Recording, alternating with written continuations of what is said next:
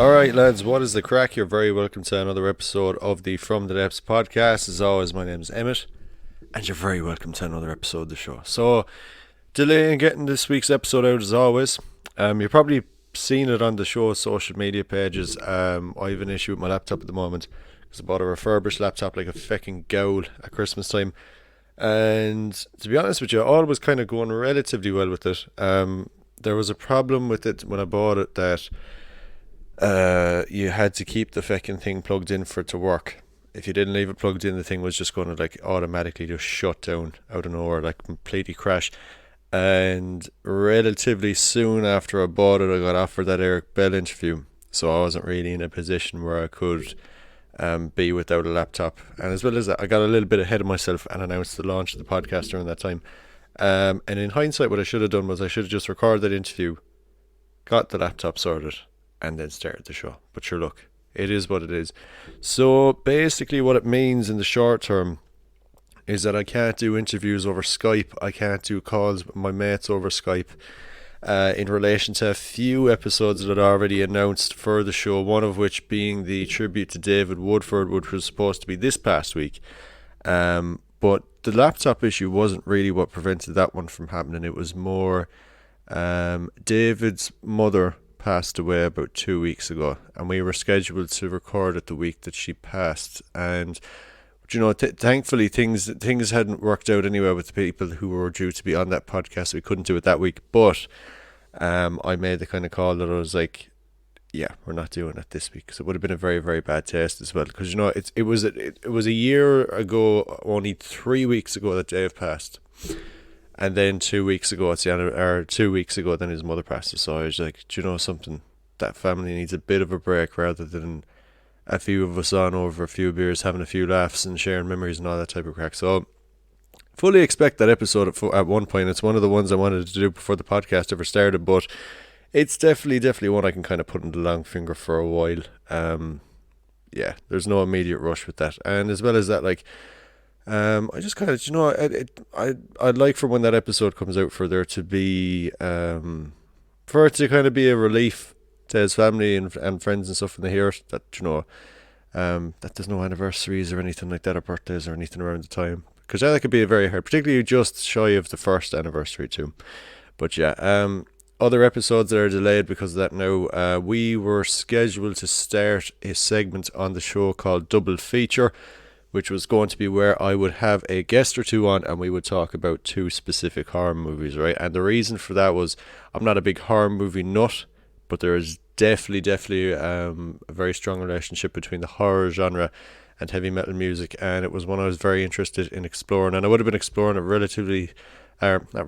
for the first time. I haven't watched many horror movies in the grand scheme of things. I've seen the original Night of the Living Dead from '68. That's one of my all-time favourite films. I watched The Omen. For the first time 2 days before, or a day before Slayer's last gig in Dublin. I remember watching that on a really, really old, do you know those tellies that used to have like the VHS player built into them? I watched it on one of those, really grainy and everything like that. It was fucking unreal, really like it. I'm actually very interested in watching the sequel and Omen 3 with Sam Neill as well. Like, people slay them. I've watched clips that look pretty good. They're definitely going to be two that are coming up. But anyway, the one that we were going to kick it off with was going to be myself and two mates talking about Evil Dead 1 and 2. And then from there, I'm not too sure. I threw up a poll on the Instagram page, which you can follow at From the Depths Metal, where I threw a few more ideas out. A lot of you didn't seem particularly interested in hearing about ones to do with Grindhouse, which I found very, very strange, because most of my mates that are metalheads that are into horror are always recommending Grindhouse films. So that was what I wasn't really expecting. I'll probably be exploring pretty entry level films on that segment for the first few episodes of it and stuff like that. I expect one of those a month. I don't want horror to take over the podcast. It's very much a metal podcast and will remain a metal podcast and stuff like that, but I'm just doing that for fun, more for my own enjoyment more than anything. And I know a lot of you out there listening are big into horror too, so you know, we can have some crack with that. And it'll be cool because the people that are going to be hopping on for those episodes are going to be people who've watched horror for a long time, in some cases for the majority of their lives. like I said, I'm not a big horror nut at all, and I haven't really watched all that many horror movies, so there's going to be a lot of these classics I'm going to be watching for the first time. And I'm going to have different takes and opinions on them because of the fact that I want to have watched that many horror movies compared to the guests that'll be on. But that is an episode for another time when the laptop is back working. So on that front, I would imagine it's going to be about 2, maybe 3 weeks before I have either a repaired laptop or a replacement laptop in my possession. So what's happening is I am getting... so while I'm getting the laptop sorted, I have a H4 recorder which I used to record all of the radio show episodes of From the Depths this past autumn and early winter. Because, obviously with COVID and everything like that, we were all staying at home and I couldn't go into the college studio to record, so I bought this little portable H4 recorder for next to nothing online, and that is basically what I'm recording into now. And you'll hear I know there's always like little bangs and clanks like that on the show. I expect a few more of them because over the next few weeks that I have to use this anyway, because I have it attached to my stand and everything like that, but it's straight, it's narrow, and you know what I mean, and trying to get it at a good angle so that it can be heard and everything like this. And yeah, I'm gonna probably be touching it and moving it a small bit every now and again. But there shouldn't be any major bangs or clanks. Anyway, what are we doing on this week's show? I had announced that we were going to be talking about what was it? Like on the end of last week's episode, I said it was going to be about David Woodford. Obviously, that has been pushed forward for the foreseeable future. I've no preliminary date in mind for that yet. I'm going to give it a bit of time. But one thing that became really apparent over the week, over the past 2 weeks anyway, is that the lockdown is ending here in Ireland, and it's ending really, really quickly. It's been a very, very quick turnaround from us being not allowed to go more than 5k outside our door, and now in like 3 weeks the pubs are going to be open and open properly too. I'm not too certain if it's going to be table service. I'd imagine it'd be table service in pubs when they do come back, but I'm fully adamant that live music in some capacity, and I don't mean these drive-in gigs or these bubble gigs or anything like that. I mean us being able to stand in a pub holding a pint watching our neighbours play tunes that they wrote in their shed. I'm fully adamant that that's going to be back by the late autumn. Would I go as far to say that the Siege of Limerick would be back, because I know that's the biggest kind of local event within the Irish metal community, like, with the obvious exception of things like anything that's on the academy or outdoors or any of that type of crack. Do you know what I mean? I don't think I'm 50-50 on that. If you asked me last week, no, I actually would have been pretty adamant about it, but as the week has gone on, I think it's all going to depend on the infection rate and stuff like that going forward. But that is the entire premise of this week's podcast, so I'm getting a little bit ahead of myself. I threw up some ideas for podcasts on the Instagram page before we came back earlier this past month. Ideas for episodes that I wanted to do. I wanted to see if you guys had any interest in hearing them. This one in particular, the two topics I'm going to be covering on today's show, people were very, very adamant about not wanting these episodes. I got messages and all from people being like, please do not make this, I don't want to be listening to this. And I took that initially as Jesus. I was like, dude, are they afraid that I'm going to have some weird kind of hot takes about the pandemic? Are they going to think that I'm anti-vax? Are they going to think that I'm of the mindset that this whole year and a half nearly now has been a step towards totalitarianism, which I don't. I just thought it'd be cool. I just thought it'd be good crack really to sit down and talk about what the future of live music is going to be like in this country, and especially, whether you like it or not, Brexit is going to affect that some bit too, because a lot of Irish bands and everything like that, they won't tour Europe or stuff like that. They might do, if a band is lucky enough to play something like Bloodstock, they might do a few dates in the UK and maybe a few dates around Europe, like, with another band. Like I know Zealot Cult did that now. They didn't stay for all of Bloodstock when they played it a year or two ago, or it would have been 2 years ago now. They spent the rest of that weekend going off playing shows around the UK and using that time well, because there's only X amount of Bloodstock and there's plenty of people in the country that didn't go to Bloodstock too. But yeah, before we go on that whole tangent of like the world and music post COVID and everything like that, I want to do some housekeeping and get that out of the way. So yeah, Excuse me. If you are new to the podcast, you're very welcome. Very happy to have you on board. Thank you for checking us out. If you have been with us since we started back in January, thank you for sticking around, especially considering that I took a month's break there only in April. And if you've hopped on somewhere along the way as well, always happy to have people actually listening to this and enjoying it. And a big shout out to those of you who've gotten in touch. Let me know what episodes you've enjoyed, and throw in recommendations of what you want to hear. I know a lot of you listen to this when you're at work. I know loads of you listen to it when you're commuting and everything like that. I looked at the show's analytics on Acast for the first time this past week, and I noticed there's actually quite a lot of people listening to the podcast from outside of Ireland, which is very, very strange. And I accredit most of that to the Eric Bell interview that was on episode 1.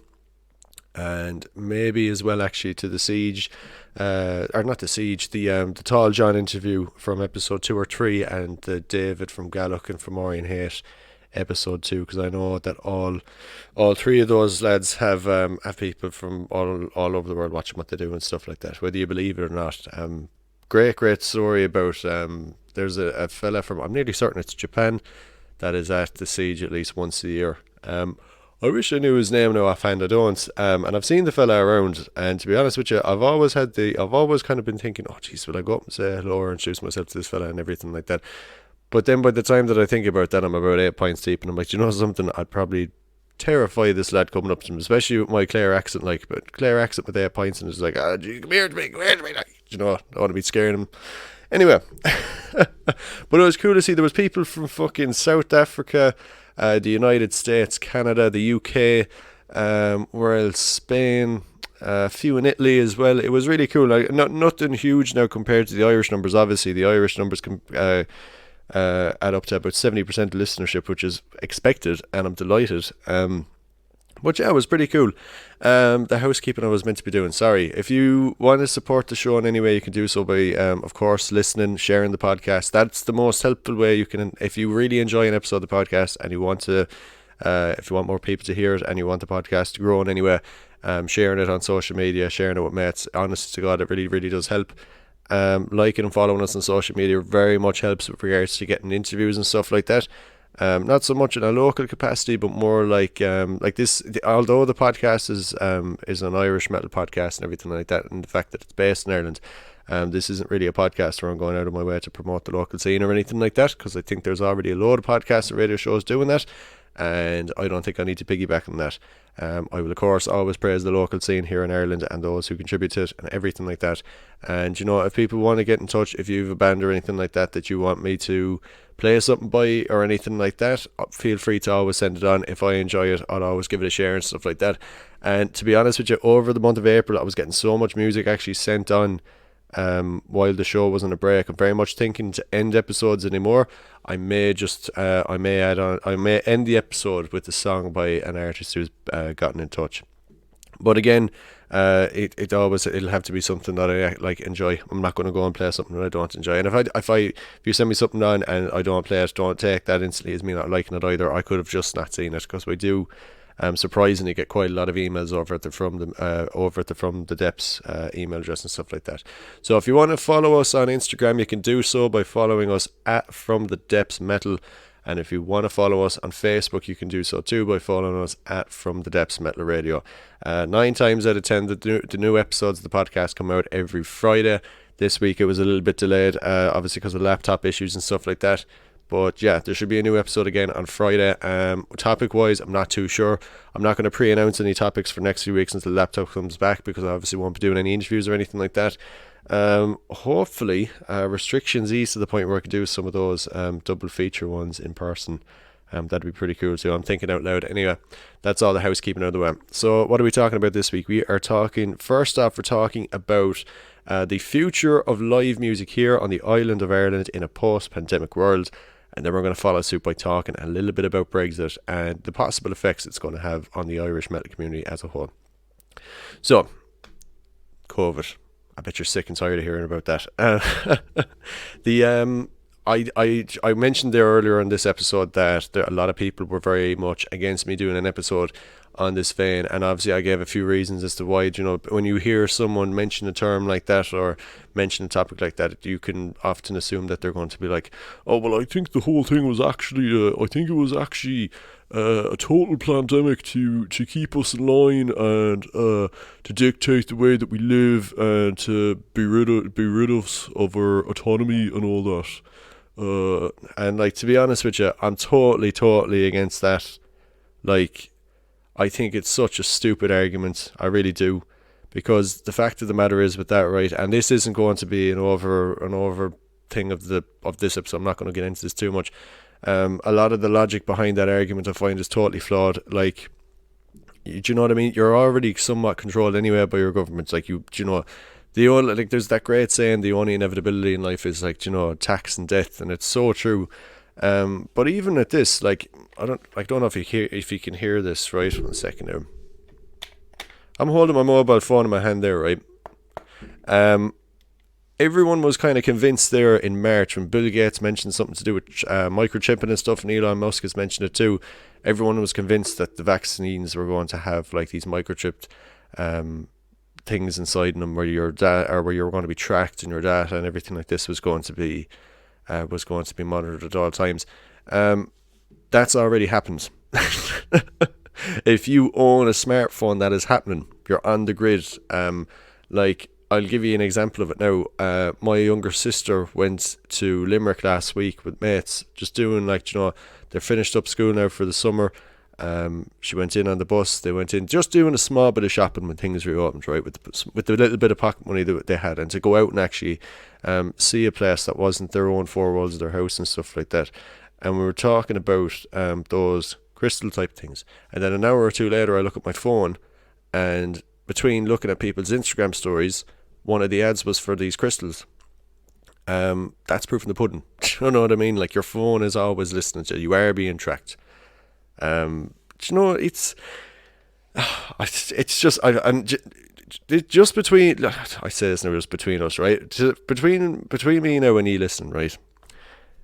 Is it just me, right, or have the majority of the people who give out about this fact, right? Because I am totally for hearing people's arguments too. Like, I'm not just gonna dismiss someone because we don't have the same viewpoint. Like, I'll hear the points out and everything like that. And, you know, some points I wouldn't be totally against as well. Like, do you know what I mean? Like, I do think that our last lockdown went on for far too fucking long.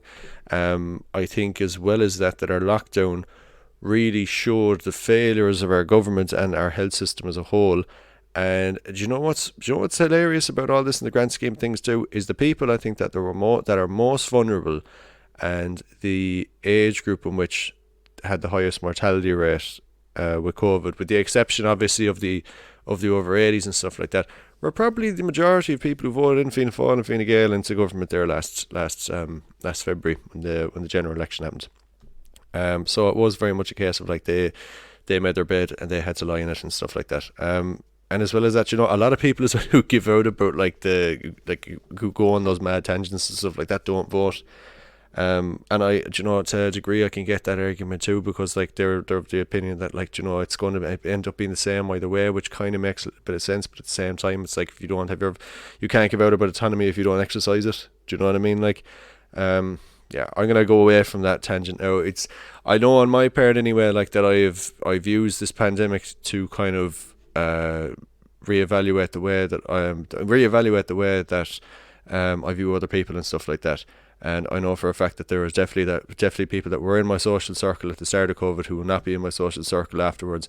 And it's nothing to do with them doing anything to me or anything like this. I just look at the way that they view the pandemic and everything like that. And if a person's there and their issues are me, mine, then I'm not going to, do you know what I mean? I'm not really going to have time for that. I think a major reason to do with that as well is that I study social care and stuff like that. And I knew exactly why we were kind of staying inside and stuff like that, and why we were trying to stop the spread of the virus. And it wasn't for my age group, wasn't for people in their late 20s, it wasn't for people in their 30s, wasn't for teenagers, wasn't even for people in their 40s or anything like that. And, you know, age to a certain extent wasn't the dictating factor. It was more like, you know, the people who were really vulnerable needed to be looked after and stuff like that. And, you know, it was just an exercise in empathy, and I think a lot of people failed that exercise outright. Do you know what I mean? Wasn't a big ask to stay inside for a while. Now, however, like I said a few moments ago, This past lockdown was way too extensive. It was way too extensive. If we had an actual working, fit for purpose healthcare system in this country that we do pay excessive tax for, the lockdown wouldn't have been needed for as long as it was. And if we had a government with 2 cents worth of a brain in their head, we would have had actual like functional adults sorting it too. But anyway, you could make the point of what I'm after going on about there doesn't really have that much to do with live music, but in reality it really does. Because in countries like the UK and stuff like that, live music in some capacity has been existent throughout the pandemic. Now, they obviously had to do the live streaming for the majority of it like we did, and my hat goes off to anyone who organised some of those live streaming events throughout the past year or so. Big shout out to the lads in Bad Rep for the kicking and streaming sessions. They were fucking brilliant. As well as that, I know Carosa did one only last Saturday too. Fucking thoroughly enjoyed that. As well as that, like local venues throughout the country have been doing small ones when they can. Do you know what I mean? When they're not breaching regulations and all of that type of stuff. And that's been great to see. But like when indoor dining resumed in the UK during the kind of easing of restrictions late last year before the next wave happened, they still had like live music going on while people were dining and stuff like that. Now I don't mean you're going to be sitting down eating your dinner and like fucking Hammerfall is going to be off in the corner fucking screaming and shit like that. But do you know those kind of cover musicians and stuff like that, the lads who would be like in smoking areas and nightclubs on a mini stage doing like Smiths and Stone Roses covers? They still had that going on in some capacity and stuff like that. And I think what we did here in Ireland at the time was try and replicate that, but do it for more kind of like this is going to sound really dismissive the way I say it now, but kind of for more professional musicians. But what I really mean is like, you know, original musicians who were kind of doing their own thing. Dolan's were a great example of that, where they tried to replicate that outright around October of last year. I know offhand the only artist I can remember doing it, and I know there was a few artists doing it in Dolan's, but Denise Chila did a 2 days worth of gigs in Dolan's. I think it was like a matinee and 2 evening performances, so it was 6 performances in total. And how it worked out was you paid €100 for a table, and the table would accommodate 4. Which, you know, in the grand scheme of things, it actually kind of works out on average what you would have spent to buy a ticket for yourself in Dolan's anyway. But you had to buy a ticket for 4 to get into it and everything like that. And when that was happening now, a lot of people who were anti-lockdown and stuff like that were very much giving out about the fact that like people had to sit down and watch a gig and everything like that. But like think about it retrospectively and everything like this, right? You have something that, you know, the death rate isn't that big with COVID and everything like that. The infection rate is huge. And it's just, the thing about it is it, you know, we've seen it the past 12 months, even with lockdowns, it's mutated. So imagine if we hadn't stayed inside for a bit and it had mutated even more. I think we'd be seeing kind of similar situations to India globally if that was the case. But the argument people were making was that, like, you know, you should be able to go to a gig and all this and everything like that. When in reality, look, if you're not going to be safe going to a gig, you can't really be going. And it's, you know, it goes back to the exercise and empathy. Like, you know, the majority of people going to gigs, particularly gigs inside Dolan's, would have been fine. It would have been people between the, like, you know, their late teens, kind of early to mid 40s and stuff like that. But like, do you know who you're bringing it back to then? Like, do you know what I mean? Like, you don't know whose son or daughter has like a respiratory disease or a heart condition, or do you know, it's our weakened immune system and all that type of shit. Like, do you know?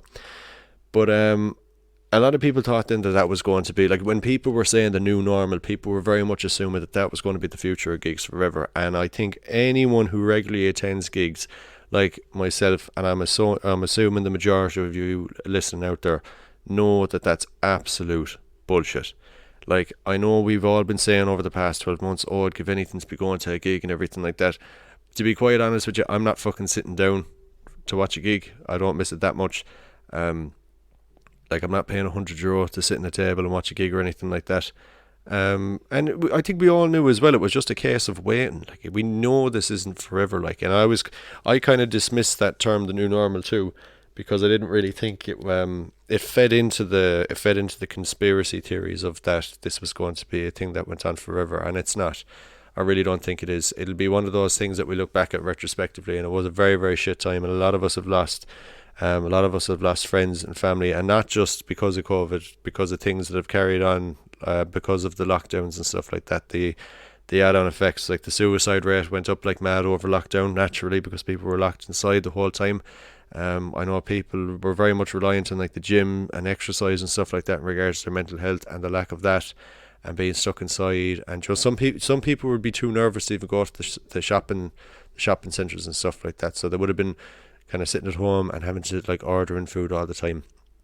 And if you're ordering in food, if you're eating shit food all the time and you're not able to exercise and everything like that, that's not good for your head either. And yeah, but anyway, so I'm keep going on tangents with this. I'm sorry now. I'll try and stay on the topic now. So we're talking about the future of live gigs in Ireland, and like the reason I mentioned that pod thing and everything like this was like they tried to implement that, following suit from what they were doing in the UK, and obviously the next wave happened that put a stop to that.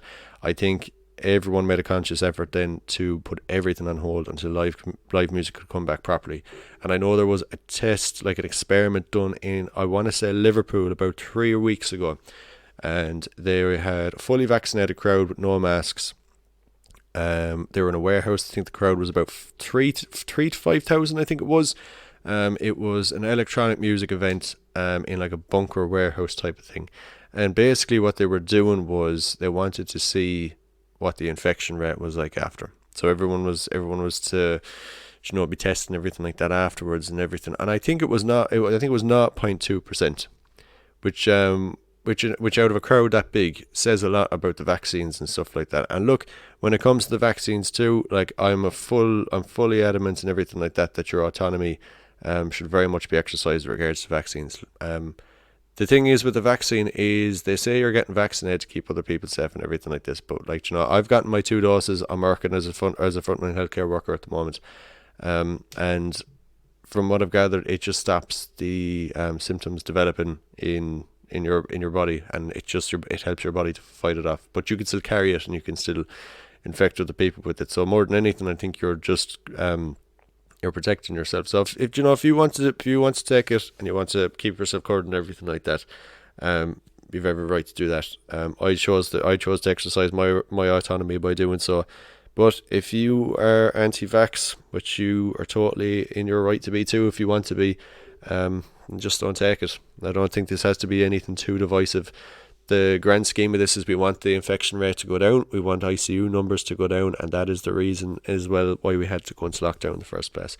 ICU numbers, if they got too bad, more people would have died because there wouldn't have been the means of keeping them alive. But you can't tell some people that, because some people care more about the fucking them being able to have a pint and waste their fucking lives doing nothing but going to the local on Saturday and scratching their hole and playing with their Mickey and fucking being a copy-paste waste of life. Do you know what I mean? Like, but what is the future of live music here on this island? I think it's pretty bright. Given that experiments in the UK and stuff like that, like I said, the infection rate was 0.2%, which shows that you can, once you have a crowd that are vaccinated and stuff like that and are keeping themselves safe, that you can do stuff like this again. And all of Europe is really returning to kind of normality somewhat now. We're all in a case, we're like every country for the most part is in a case where, like, you have to have, out of all the people that want to get vaccinated, you have to have a certain percent of them vaccinated to be able to reopen stuff fully and everything like that. And the reason for it then is, like, if people don't want to get vaccinated and stuff like that, and then you reopen stuff like that, those people who haven't been vaccinated by choice and everything like that, then they're in the position where they would likely be the ones who take up ICU space.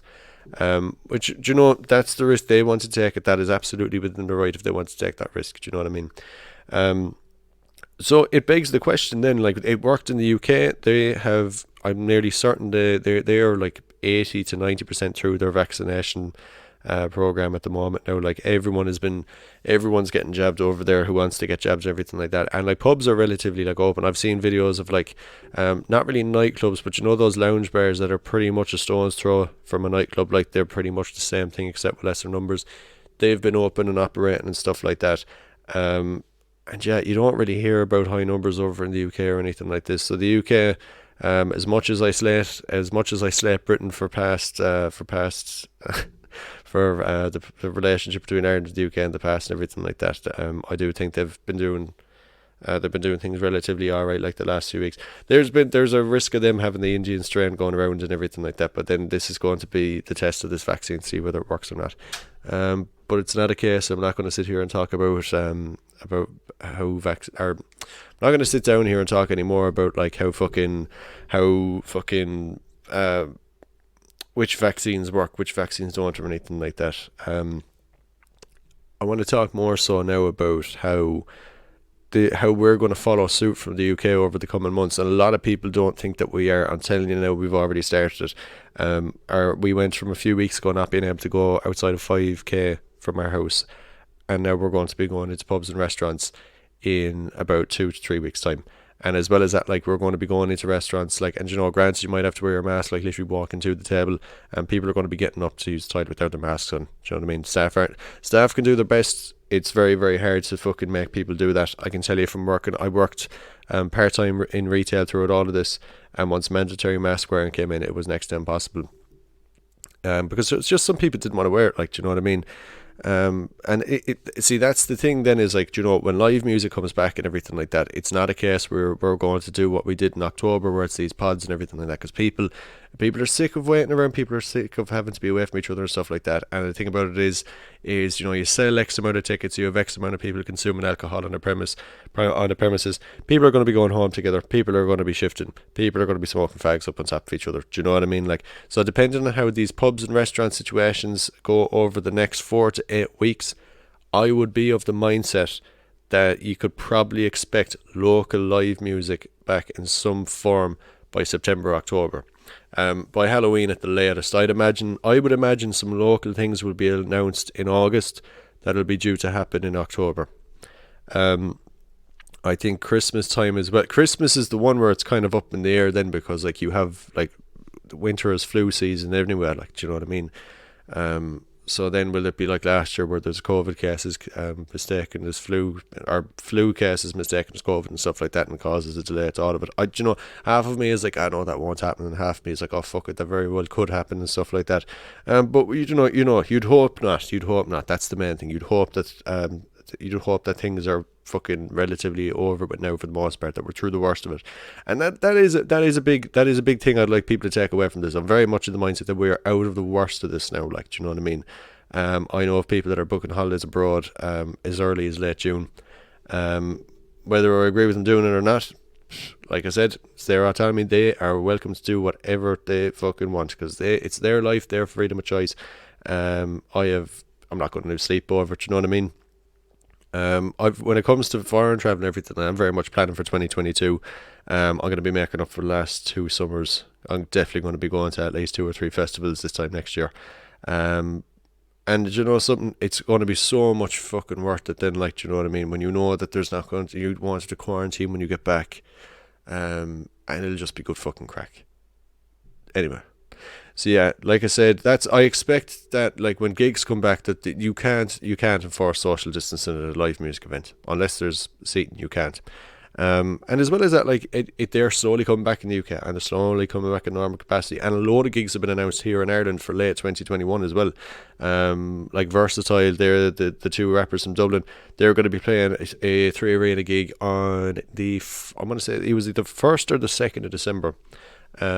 And then you have like there's 3 arena gigs announced as early as, I remember looking at a listing before sitting down to record this, and I'm nearly certain the earliest I saw was the 1st week of November. So if they're expecting to be able to facilitate a crowd of how many thousand that can fit into the 3 arena indoors by winter time, you can fucking chalk it down that we're going to be in a small 300 person venue, I'd say, by Halloween. Do you know what I mean? No fear of that whatsoever. And I'll tell you, I'll jump at it when the chance comes. But I'll tell you one thing now, like, I swear to God, I'll probably be a little bit all over the place when that happens. And I don't mean like, I'll be like, oh Jesus, what'll I do? I'll probably be nervous going to a fucking gig after all this. I've seen next to fuck all people now throughout all this. I've mates I haven't seen since Christmas 2019. And then you're just going to walk into a room and there's going to be about fucking 400 hairy fellas drinking pints. I don't know. I'm not going to know how to cope. The last time that I'd have been at a gig, I was lucky now. I got to go to a gig a week before the lockdown happened, and it wasn't really as much a music gig. I got to see Blind Boy interview Eddie Lenihan, which was savage crack. But the night before that, then I got to go to the first night of Urban Assault with like, God, who was on that lineup? It was like Cosgred. I think it was Sacrilege on that, or was that the following day? I'm not too sure. Gaelic were on it. It was just fucking savage crack. It was savage crack. All of my favorite local bands I got to see I got to see it on the one night, and it was the last music gig I got to go to before COVID. Thank fuck. But yeah. Anyway, so yeah, that's it. I think live music on the island is gonna be back by kind of end of summer into the autumn. Small local gigs as you remember them. I'd imagine that'll be some time by Halloween. Just think about it. We were there, and people were planning this for August last year with no vaccine and everything like that. There's no excuse after the vaccine rollout and the ICU numbers go down. Do you know what I mean? Like, the one thing that I would hope and fucking pray when gigs open back up and we're all in those smoking areas, and like I've said 110 times in the podcast, my aim with this is always to recreate the smoking area vibe inside in the pub. For the love of fuck, if whether you're really, really fucking pro-COVID and everyone stay inside and everyone take their jab and everyone do this, or if you were on the complete opposite end of the spectrum, thinking people were sheeple and thinking they were about to be followed and that we were about to plunge headfirst into a fucking totalitarian state, could you leave those arguments at home when the fucking gigs are back? Because I swear to fuck, after the last year or so, the last thing I'm going to want to hear walking through the door of Dolan's or the door of the Academy or the door of the fucking Spalpeen or wherever is going to be, the last thing I want to fucking hear is that. Do you know what I mean? I'm going to want to hear what the fuck my mates were listening to over the last few months. I want to hear what they were fucking watching. I want to hear what they were fucking reading. Do you know what I mean? How people fucking got on with shit. Do you know what I mean? New beers they're drinking because we've been stuck inside and had to test everything inside in the fucking off license. Do you know? Yeah, that's it. So yeah, I think we'll be back to regular gigs happen all the time. January for definite. They'll happen sporadically. In a local capacity towards the end of the year. It won't be. I think like it was, especially in Limerick anyway, where it was like one or two a month. About 2 or 3 a month. I think it's going to be very much like a gig in October, a gig in November, a gig in December, and then, we might slowly get back to normal after that then. But yeah, I think we're in a good space. I think we're definitely towards the end of this, and yeah, I know that this is definitely I've said it before on the podcast. I'm pretty certain. Loads of people have it with sports and everything like that. Where it's their recreational thing that they can blow off steam and everything like that. Music's always been that for me. I've always been going to gigs. I go to a gig at least once a week, and not always metal. Like, you know what I mean? Could be comedy, could be a trad session, could be fucking a rap gig inside the city. It could be anything. Like, you know what I mean? But yeah, it's something I've really, really missed, and it's going to be the word of the podcast now is autonomy. But being able to actually do that has been a massive fucking. A massive change. I think the podcast was a big attempt at filling that gap because I missed that social interaction of being at gigs, talking with mates about what they've been listening to over the last few weeks, and there might be a support band I've never heard of before, and like one of the lads might be a huge fan of them, and then you walk in the door to see them, and there you go, you have a new favourite band. Like, do you know what I mean? And I'm very much looking forward to having that buzz back. And what's cool too is like my listening habits have changed over lockdown too. I listen to a lot of groups and a lot of artists that I hadn't listened to before lockdown, and now I have a few artists that I know are going to be some of my favourite artists until like I die. Do you know what I mean? Like, but yeah. Another thing that we need to talk about, and I'm not going to talk about it in depth too much because I thought this would actually be way more of an issue than it actually is, was Brexit and how it's going to affect the Irish metal scene. I was of the belief about a month back from reading something on the Enemy, which you should never do because Enemy is fucking shit. Enemy used to be a great fucking magazine when I was like in my early teens, and you could fucking you could read about anything in that magazine. I genuinely have a copy somewhere where the Strokes are on the cover of it, and the Strokes obviously aren't a metal band, but then you read the back of it, or you read the reviews and stuff like that. And I remember seeing there was a review for an Irish band called Raw Dogs, who played The Siege in like 2014, and I have their CD here. And the reason I have their CD here is because I remember seeing that in Enemy. Now I could have the year of that wrong. I'd have to dig that out, but I remember seeing that cover and signing it and recognising the name. And then when I went to one of my first Sieges as a teenager, so before I went on that mini tangent about The Siege, or before I went on the mini tangent about Enemy, I should say.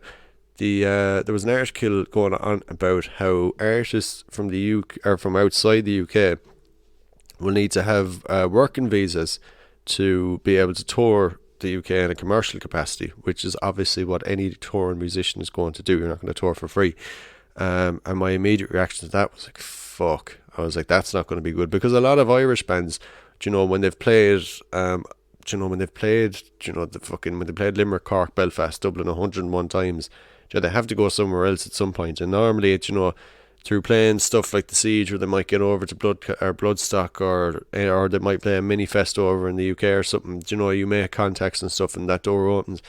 And that was always a great way for Irish bands to kind of broaden their horizons. A great example of that is is 10 Ton Slug. Like, do you know what I mean? 10 Ton Slug are very, very big in the UK, and very, very popular band over there. And it's because of that. It's been because they had that chance to go over and all of that crack. And I was kind of nervous when I read that, because I was like, shit, that's going to be an avenue now that Irish bands can't really pursue. Now, I read up last week when I decided to cover this topic on the podcast that apparently it's not going to be the case if you're coming from Ireland. Apparently if you're coming, there's going to be like, I can't remember the exact wording of it, but you won't have to get a working visa if you're an Irish musician to go over and play the United Kingdom, which was a godsend. But it's a massive, massive shot in the foot though for UK fans, because it's going to, like, huge artists will pay the working visa costs. That'll be no problem to them. Do you know what I mean? Smaller touring bands, even ones that have been around for 20, 30, 40 years, I don't see them paying it. Those visas can cost upwards of £240. If you have a crew of 30, including your act, do you know what I mean? Like, it's not going to make any sense to do it. You have to factor in travel costs on top of that. You have to factor in a lot of varying costs when putting that together. And as well as that, you have to pay insurance on all of your gear and stuff like that, and it's just not going to be feasible. So then it begs the question then, and this is just something I'm after thinking of off the cuff. I talked about it on one of the Instagram stories a few weeks ago. Will people have to fucking stay doing some live streams in some capacities to reach certain markets, because they won't be able to get into them, especially with Brexit? Like, do you know what I mean? I don't think that's all set in stone though. I think that's very much being reworked and stuff like that on like a day-to-day basis, because it's not really anything that anyone is like really concerned about right now. Because it's not really going to be a factor for them for another few months. But one huge thing that we need to bear in mind, and shout out to Richie now from over in the Metal Cell for sharing this a few months back now, was the import charge in the UK at the moment. So I have the screenshot of it here. So he was getting hoodies printed with the Metal Cell logo, right? And there was an import duty, tax, advance payment fee for the order. And I think this was actually excluding the cost of the order itself, and that was €262 of an import charge. So that's one thing that's going to be a major fucking kick in the hole to some Irish groups, because a lot of Irish groups get merchandise printed over in the UK. A lot of people get vinyl pressed over in the UK in CDs and cassettes and all that crack too. So now that's an instant market gone out the window. And you could make the argument that you can go to places here to get it done. People were obviously going in the UK to get it done because it was a bit cheaper. There obviously wasn't an affordable rate to get it done here and all of that crack.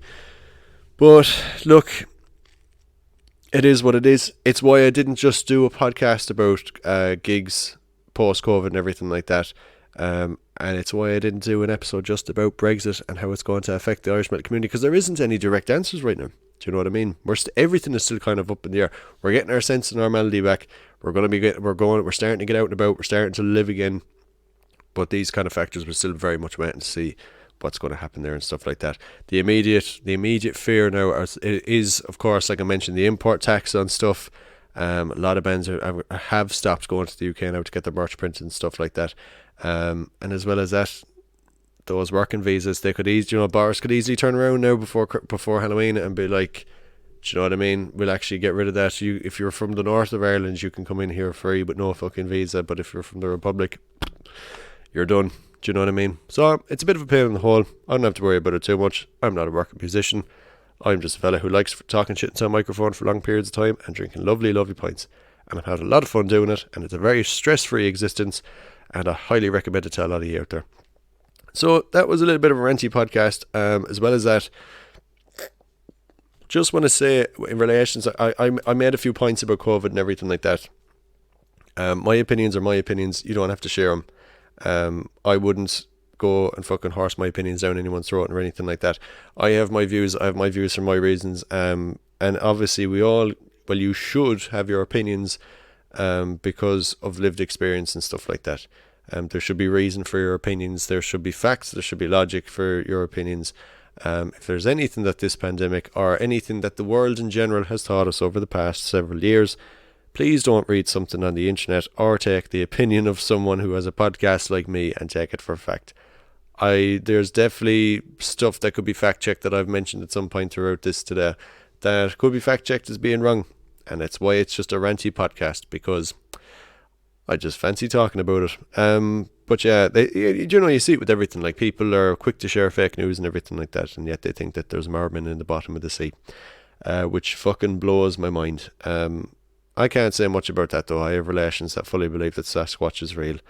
And, I wouldn't be too dismissive now with the thought of there being aliens either. Do you know what I mean? The universe is a big enough place. But if I talk anymore, we're going to get into conspiracy theory shit altogether. So yeah, I think we're going to wrap it up there for this week's podcast. 46 minutes and 21 seconds. That's not too bad. That's kind of average now for the ranty podcast and stuff like that. These are definitely the ones that people enjoy the least as well. But you know something? I can't do interviews. I can't do panel ones for the next 2 or 3 weeks. So, Jesus, this could plateau the listenership altogether. But sure, look, if it does, it does. It is what it is. I'm not going to play new music on the end of this week's podcast because I didn't go and check the emails before I started recording this. But I am going to give you a music recommendation. I had it on just before I started to record it. 1 second now, because I need to actually pull up the name of it. Professionalism. Yeah, so the artist is Lethal Steel. This is an EP called Running From The Dawn that was released last year, and it's fucking unreal. Highly recommended. It's on High Roller Records, which has to be one of my favourite record labels in metal at the moment. I know they have Vulture. Vulture actually released a new album on Friday too. It's pretty good. Would recommend checking that out. There we go. There's an idea for next week's podcast. I'm going to fucking talk about albums for an hour. And is the one thing, like I mentioned at some point throughout this podcast, is my listening habits have changed quite a bit. I used to sit down and I would listen to music mainly on commutes. That was mainly how I got to listen to albums and stuff like that. I haven't had a period throughout any of this pandemic where I got to sit at home. If I wasn't, when the college shut down and everything last year, I had to work more hours than work because people who had kind of health issues had to isolate, and lads who saw that there was PUP being offered for free and they didn't have to work were running at it too, which was a pain in the hole. And I'm not saying that everyone that took PUP was doing it to be lazy. They definitely were not. The majority were taking it because, people were being furloughed, places were actually closed. But we weren't closed, and half the fucking staff took it, which annoyed the fuck out of me because I had to work extra hours when I had college work due, which was totally fucking unfair. But life is unfair, so fuck it. It's not anything I'm going to lose sleep over. But I was consciously listening to music off headphones, because I used to always listen to music in commutes, and I used to always be listening to music in headphones. Now I'm listening to music on my stereo system at home, or on a vinyl player a lot more and stuff like that. And that's another thing as well, is I stopped collecting vinyl a little over a year ago, just because of space issues and storage things and stuff like that. And I got back into collecting it somewhat over the lockdown, and I fall in love with vinyl again. And I love sitting down, looking at a record sleeve while the vinyl is spinning and just sipping away on a lovely beer. It is a fucking therapeutic experience, if anything. And it is one thing. I know we did an episode about collecting physical media and stuff like that a few months back. If you're one of those people who just streams music, lads, I highly recommend getting into collecting physical media, because it's something I really jumped headfirst into over the past year or so again. My CD collection went from about 80 or 90 CDs to about 310 to 320 now over the course of the pandemic. Same with the cassettes, same with the records. I'm really having an issue now with space, more so than I had when I started or when I stopped collecting vinyl for a spell there. Anyway, I've already gone on a bit of a rant, and the podcast was supposed to end 6 minutes ago. So I'm going to leave you off with that one. Thank you very much as always, lads, for listening to another episode of the From the Depths podcast. I hope you'll bear with me for the next week or so more that I have to do these Ranty Side podcasts. I might actually do a retrospective one next week if I don't do a listening room one of sorts. The listening room would be one now. That would be the name of one if I was to talk about albums for an hour. I've been listening to a few proto-metal bands, like bands that were kind of... They're bands that essentially were metal before metal was metal, if that makes any sense. And I might give you a list of some of those bands to check out and some albums to check out. But sure, look, we'll cross that bridge when we come to it. As always, lads, my name has been Emmett. This has been another episode of the From the Depths podcast. And yeah, have a lovely week. Be nice to one another. Cost you absolutely nothing. Good night and God bless.